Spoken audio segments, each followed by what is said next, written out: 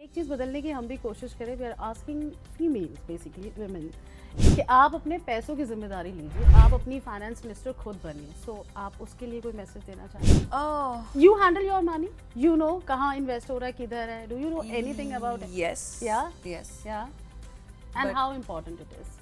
It's very important. I think मैं अपने बच्चों को भी वही सिखाती हूँ that you have to be very independent. You have to know what you are supposed to do, how you're supposed to do, and how you are supposed to invest the money that you make. बहुत ज़्यादा आप इतनी तो आप अपने finances वगैरह सब कुछ खुद ही मैनेज करती हो कि ऐसे कोई लोग हैं? pretty much family में ही है, my mom and me and मेरी ग्रैनी बहुत अच्छी है फाइनेंसेस में।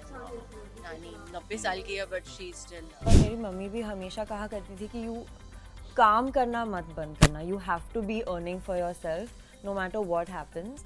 तो फ्रॉम अ यंग एज, मैं एक्चुअली 16 साल की थी जब मुझे मॉडलिंग ऑफर्स आने लगे and I started earning at that as.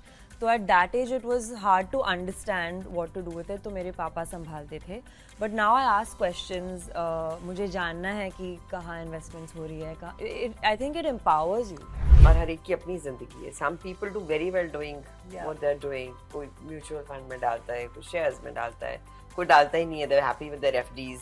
So it's to each their own I guess, because they know what suits them better। बहुत सारी महिलाएं जो रोज़ काम करती हैं, मेहनत करती हैं, घर चलाती हैं अपना, मैं कहना चाहूँगी कि अपनी छोटी छोटी सेविंग्स बनाना बहुत ज़रूरी है। जो चाहे आप इसे पॉकेट मनी कह लें, चाहे आप कह लें कि इसे मैंने पर्सनली इन्वेस्ट किया है, चाहे वो आपकी फ्यूचर इन्वेस्टमेंट है, जो भी नाम दे दें, लेकिन ये जो होती है ना, ये जो निकल कर आती हैं बाद में, हम लोग शायद हिंदी मूवीज़ में भी देखते थे कि मैंने कुछ ये जोड़ के रखे थे लेकिन वो बहुत अच्छी बात है कि रखी हुई चीजें हमेशा कभी ना कभी कहीं ना कहीं काम आती हैं। इतने सारे पैसे भी मिलते हैं, ऐसे पैसे वैसे भी मतलब कमाई रहे हो आप, तो इन्वेस्टमेंट में भी believe in? Of course, yes, I'm a financial student, so I definitely believe in safe investments. I believe that FDs, bonds, these are something that's going to take you a long way. Along with that, this is a message to youth that if you want to be adventurous enough, if you want to understand the system and logic behind it, cryptocurrency is something that's really good, but understand, research the terms.